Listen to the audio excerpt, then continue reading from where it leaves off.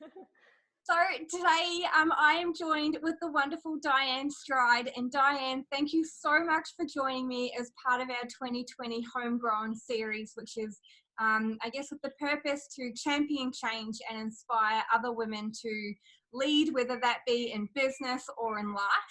I'm so incredibly grateful for your time and to share with me a bit about, yourself as a woman, as a mum, and as a business owner, and I guess share some advice along the way to anyone else out there who's looking to start or grow their own business.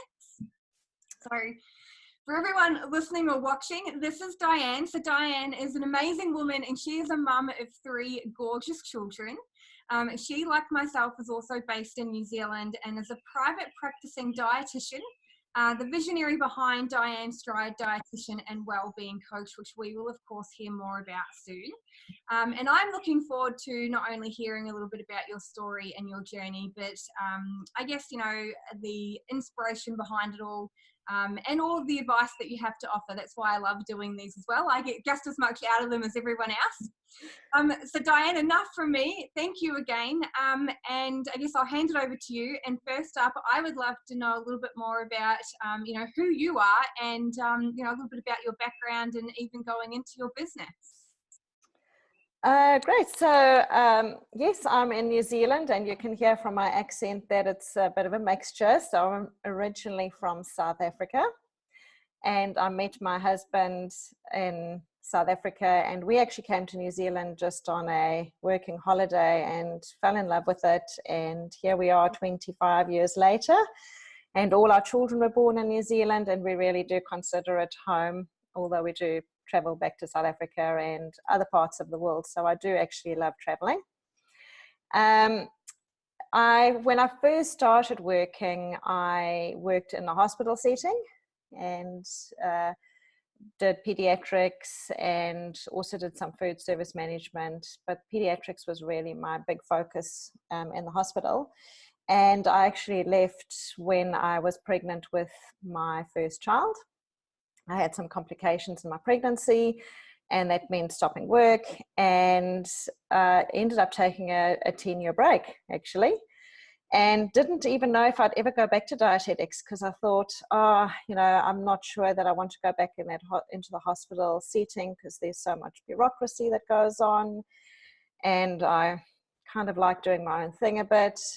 And yeah, and then I was actually approached by a local dietitian who was running a company that provided food for rest homes, of all things.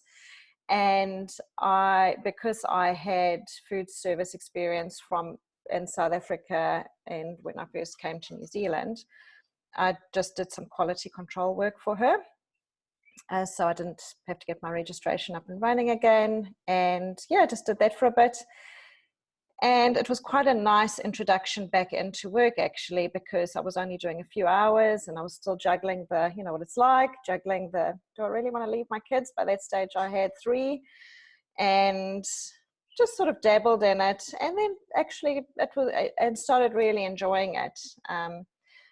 But I knew it kind of wasn't really what I wanted to do long term. And because of my own health issues, I've got an autoimmune disease, and I had a lot of gut health issues. I became quite interested in that whole sort of food intolerance, and thought, maybe I'll consider going into private practice, but wasn't really 100% sure, and the timing just wasn't right. And I don't actually think my heart was really in it for the timing, because just nothing worked.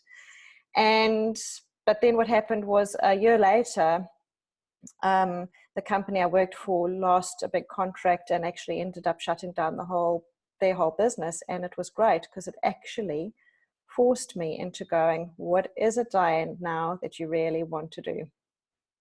Yeah. And that's when my private practice started. That's when the whole real vision started for it. Yeah. So why did you decide to, start your own business off the bat? Because as you mentioned, you didn't really want to go back into hospitals, and that, you could have continued contracting or kind of doing what you were doing, I guess, but for different people. So what made you kind of go, right, this is what I want to do and I want to start this for myself? So you won't believe this, but when I first studied dietetics, when I decided to go, I actually had no idea what I wanted to study. And I made a list of what are the criteria, and it had to be something in health because I was interested in health. But one of the criteria, this was when I was 19 years old, was I'd like something that one day, if ever I might want to have a private practice, this career will give me that option. And I parked that for 20 years, essentially. And I guess what really got me wanting to do that was that when you're working for other people, you're really locked into the hours. And I actually do like some flexibility. I was at a stage in my life where I wanted to take longer holidays if I wanted to. I wanted to be able to be there for my kids if they needed me. And I also knew that I was really interested in this whole food intolerance, food allergy line. And there wasn't a scope for that in Hawke's Bay. So I thought, well, I know that I'm somebody that can be very focused. I can be hardworking. I can be driven. And so I'm going to see if I can give this a go and make it work. Yeah. I actually would believe that, Diane, because I have a very similar story where I went to university and didn't know what I wanted to do. I only really went because my friends were going and thought that will be fun. And started down one path and then went, oh, I actually don't like this. It was more focused at computer science as opposed to people, and flipped over and started studying social working, but never put it to the side, just like you. And then somehow the universe led me back around, and I've always thought, how interesting that I've been led back to here when I really had no idea that that's the path I was going to go on. So it's so funny how it just kind of always leads you back regardless. Yeah. So absolutely. So how long have you had your practice up and running for now? It's been about 6 years. So what I did was, after I made that decision, and it's probably just because of the kind of person I am, I could have really just started my private practice straight away, but I really wanted to upskill. I wanted to make sure that the information I was going to give clients was going to be really up to date. And so I actually, from making that decision, actually only effectively started my private practice about 9 months later. And for 9 months, we actually employed an au pair. And I traveled between Australia and New Zealand, went to all the food allergy clinics, went to the gastroenterology research places, spent time with immunologists, and just learned as much as I could and built up a resource kit and saw my first client, and I was absolutely terrified. I was actually shaking by the time the person left because she was really complicated. And when I contacted all my network people that I had in Australia, they were like, oh my goodness, out of all the first person you could have got as a client, that, like, wow, what would you even have done? And I think I spent about 2 hours in the consultation with her. And that's kind of how it started. Yeah, wow. And you've mentioned that you are a mum of 3 kids, and Yes. A big part of why you wanted your business as well was for flexibility, and I'm sure to be able to be around with them as they kind of grew up. Yeah. Now, I don't have kids myself, but a lot of my friends do, and they have businesses that they run, and I watch them very, what would be the right word, but very well, like they juggle different balls, and I'm always, I guess, just surprised at how many balls can be juggled all at once. So how do you go about managing, being a mum, being a wife, being a family member, as well as having your own business? Like, how does that work for you? I think I've really had to learn as I've gone along. So because I actually am naturally somebody that can achieve quite a bit, and I can really push myself, and I can become very focused and driven and passionate and go all in. When I first started, my husband was amazing, and I actually couldn't have done it without him because he was 100% supportive of me.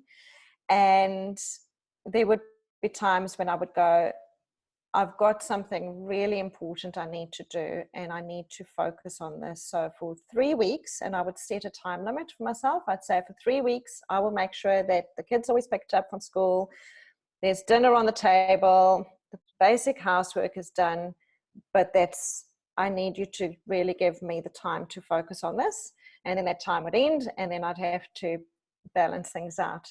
But as time has gone on, I've really learned that my kids are older now, so they're teenagers, and actually your teenagers' needs are different to younger children's needs. So they still need me, but in a different way. And what I've had to do now is really, I have to put good boundaries in place and set realistic goals. So there have been times when I have said no to things, when I've just gone, actually, yeah, I could do that, but right now that probably is going to mean that my family is going to sacrifice too much. So I've tried to put really good boundaries in place for me, so that I sort of do think about my day as a working day, and that's a balance of seeing clients, but also developing online courses that I'm developing, and also my own research and continuing education, and then really trying to have that time in the evening when I'm just with the family. Yeah, wow. Clearly you're very planned and disciplined and structured. Right? Yes, probably.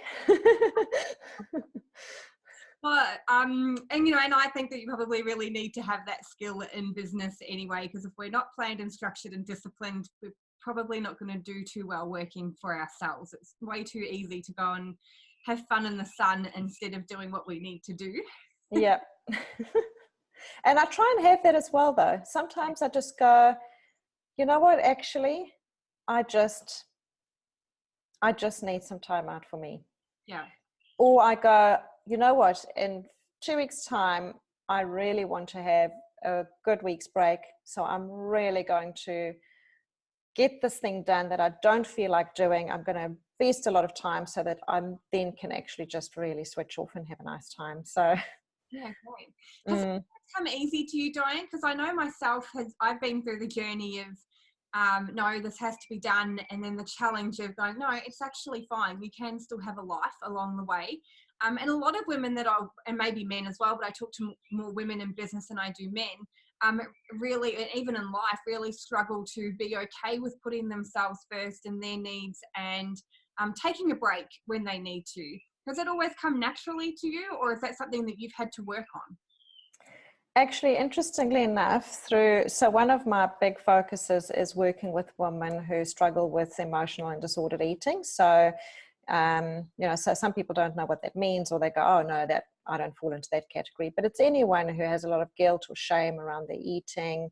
They're constantly on and off diets. They find that they have strong urges for eating foods and then restrict. So anyone that falls in that. So when I decided so I started my practice with the food allergies and food intolerances, and did quite weight focused work, and then slowly it changed, and I still do a lot of the food intolerances, but also picked up this emotional disordered eating aspect. And actually through the I put about a year aside and really upskilled myself in it. And actually things that I learned through my studying, I actually applied a lot of things in my own life, and to my own mindset, my own limiting beliefs, and my own lack of self-compassion for myself. And so a lot of the things, not only do I teach the clients, but I actually live it. Yeah. And it's been essential and life-saving, really, mentally and physically. Yes. So no, it hasn't always come naturally at all. I always had a stick. I was always, I've got to do this. I can't take time out. I feel guilty if I take, but no, I've totally worked at it and changed that. Yeah. Yeah, nice. Embraced it.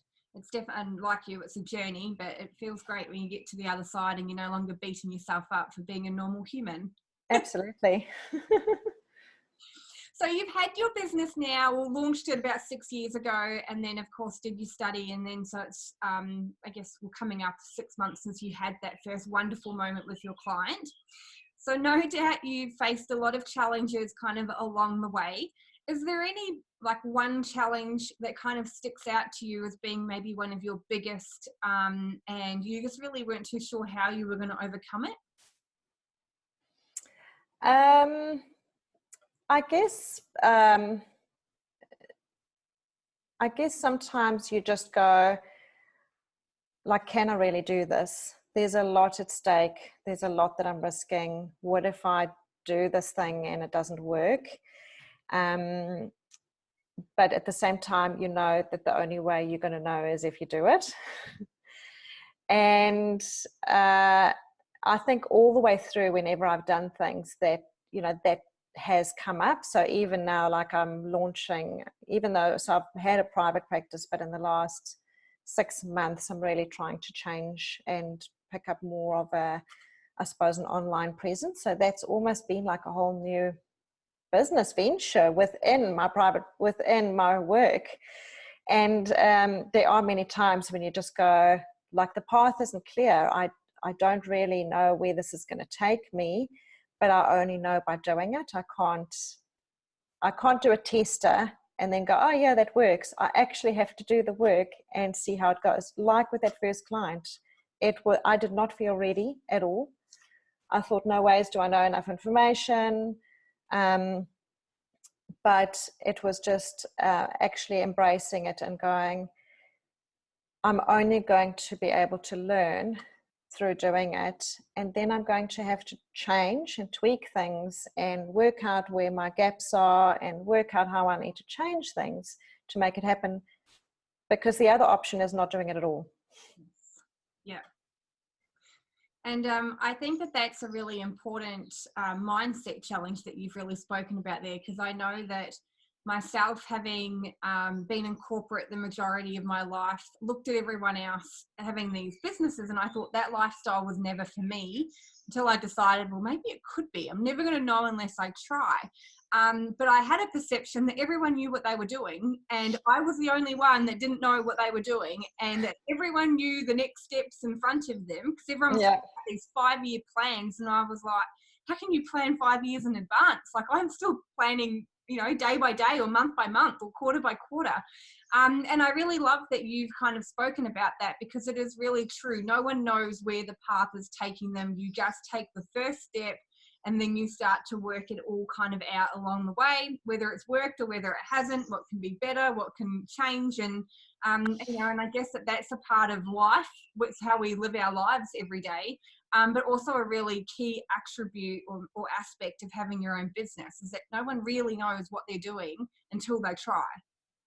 Yeah, absolutely. And it is scary. And and I think it's true actually with all things in life. So people, I mean, my clients often talk about, you know, they do all these comparisons and look at other people.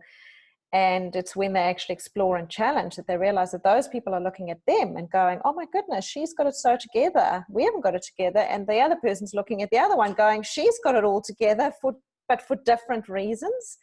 And you actually don't know what's going on for someone. You don't know what's happening. So the comparison game is really not helpful in any perspective. And it's something that I have to work on, you know, on a daily really as well, even because especially in the online world, you're exposed to so much more and so many more people that you just have to stay true to you and go, well, what is it that I've got to offer, and what is my value system, and what is it that I'm really wanting to achieve, and how do I want to make a difference?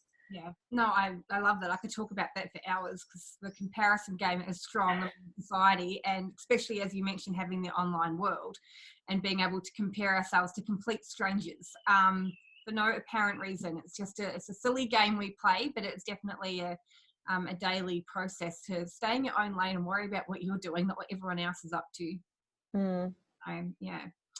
So what would be, I guess, you know, one key piece of advice that you would offer let's say a woman who, you know, was a little bit like you, wanted to get out of maybe a bureaucratic environment, whether it be corporate or whether it be a different industry, and they're wanting to maybe go out on their own, whether it be freelancing or contracting or start their own, I guess, business from the ground. What would be one piece of advice that you would offer to that amazing lady that is thinking about it, but also a little bit too scary to take that next step? I think that what would have been really helpful for me in the beginning would have been to have had a business mentor, if I'm honest, because there were so many things that I just didn't know. Like, it was, who do I go for a website? Is it important? What is important with that? What do I need to focus on first? And I think just it would have been really helpful to have had either a business mentor or even a friend who's got business knowledge, who could just be a sounding board and be supportive and, you know, have you bounce ideas off so that you can come up with where you're going, because it actually can be quite overwhelming initially. You just have all these ideas, but you don't know where to start. You don't know what's important. And I think it would have taken a lot of stress out from it for me initially if I'd had someone like that to just help support and encourage me and give me some guidance, even if they didn't have all the answers, just pointing me in the right direction and getting me thinking. So for me, I think that there are other things that I could say as well, but you've said one piece, so there you go, I'll stick with one.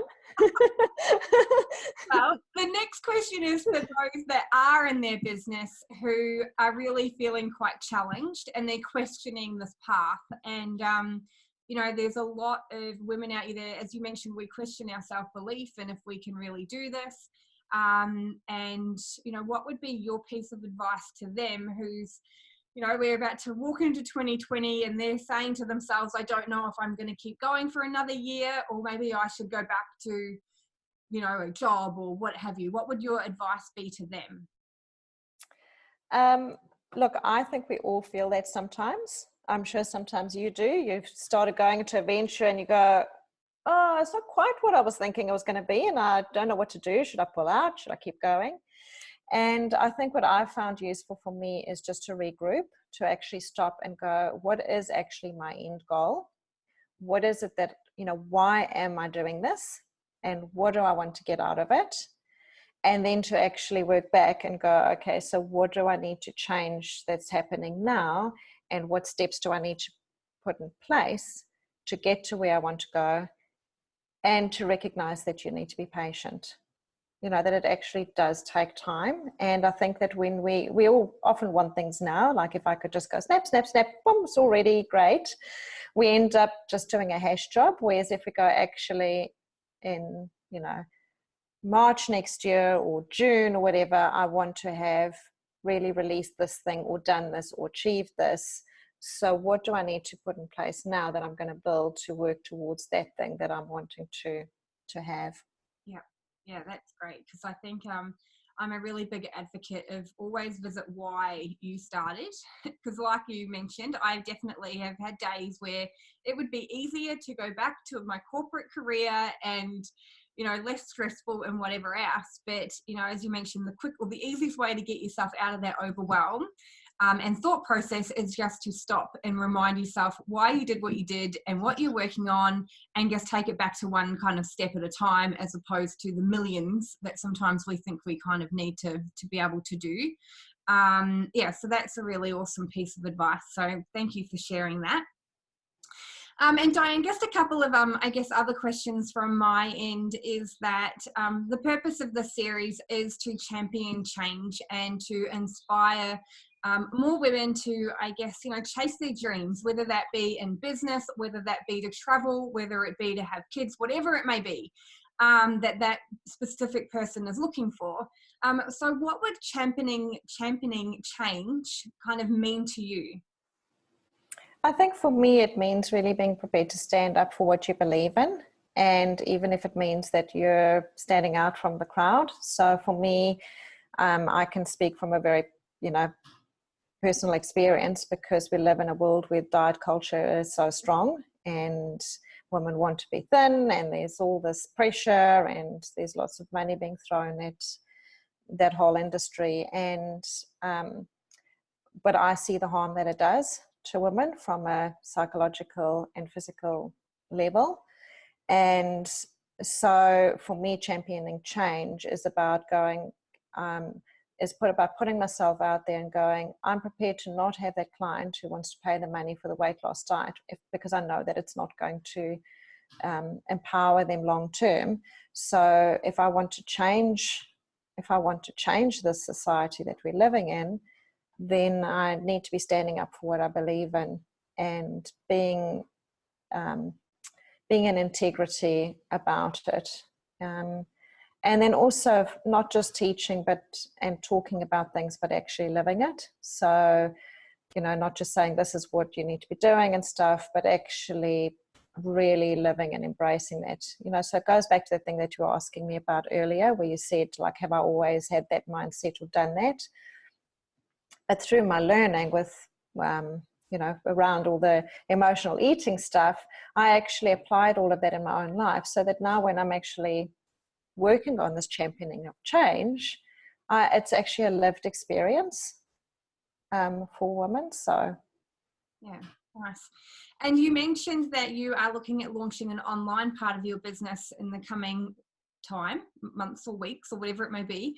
Have you got any goals kind of set around that so that you can help women embrace more life without the fear of weight gain and being, not what we think we should look like, and to be able to help women outside of the Hawke's Bay region? Actually, I have launched my first course, so it is online, and that stemmed from a group course that I used to run. So what I did, which obviously was only within the Hawke's Bay, and at the time I thought, I really want to get this out to more women, because that also comes in with that championing change. I want more women to feel empowered and realize how amazing they actually are. So yes, it has actually, and I met my deadline, and I worked really hard, and I took a big sigh of relief. But I have got some other online courses that I'm working on for the new year, but I want to give myself a bit of a break. Yes. And not, so that I can work towards that. But yeah, so it's called Steps to Food Freedom, and it is on my website, and it's an 8-week course, and I've set the price to make it affordable for as many women as possible. Yeah, great. Well, that leads me, I guess, to my final question, Diane, which is for any, I guess, one watching or listening to this, who is I guess who's resonated with your story and with what you do. Maybe they have got some questions, they're after some advice, or maybe they want to understand a little bit more about what you do and maybe how you could help them. How would one go about finding you? So I have got a website, and it is my name. So I kept it really simple. I couldn't work out what should I call my business, and I eventually decided, well, my business is me. So it is www.dianestride, which is DIANE stride.com. Perfect. Wonderful. Well, thank you so much again for your time today, Diane. I really loved hearing that, and I love the similarities that we share in the business journey. So I know that there'll be others out there that go, oh, I've shared that same experience too. And also, I guess, you highlighting some really key factors around, nothing comes naturally to anyone. We all have to work at different things based on what it is that we're wanting to achieve, and then really live in your integrity and show up as that person that you want to portray and actually be that person. And championing change through integrity and through for who you are. That's the best way to be able to do that, is simply just be you. Whether that be in a health-based business or any other type of business or in life. So thank you again for your time. It's been great chatting to you. And I, of course, look forward to following more of your journey over the next 12 months and see how many of these more online courses get released. That's great. Thank you very much. Thanks, Diane.